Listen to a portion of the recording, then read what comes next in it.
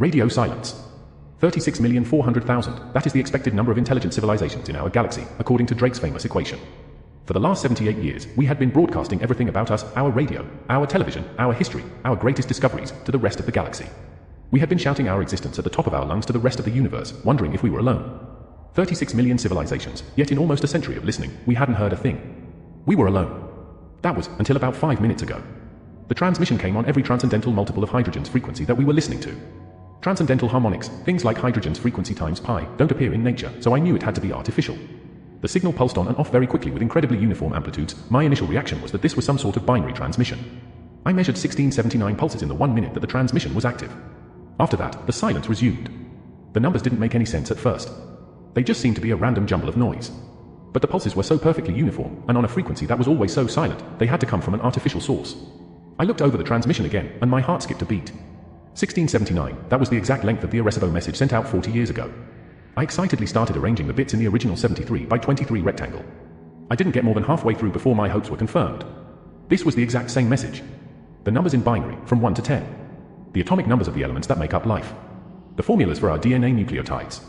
Someone had been listening to us, and wanted us to know they were there. Then it came to me, this original message was transmitted only 40 years ago. This means that life must be at most 20 light years away. A civilization within talking distance? This would revolutionize every field I have ever worked in, astrophysics, astrobiology, astro. The signal is beeping again. This time, it is slow. Deliberate, even. It lasts just under 5 minutes, with a new bit coming in once per second. Though the computers are of course recording it, I start writing them down. 0, 1.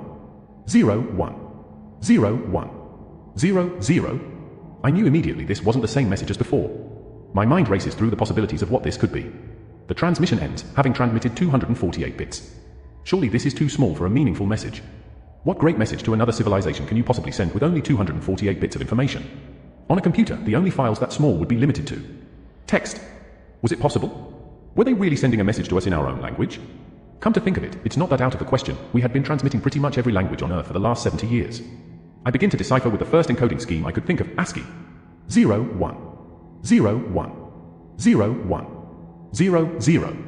That's B. 0, 1. 1, 0. 0, 1. 0, 1. E. As I finish piecing together the message, my stomach sinks like an anchor. The words before me answer everything. Be quiet or they will hear you. An amp NBSB. An amp NBSB. An amp NBSB. An amp NBSB.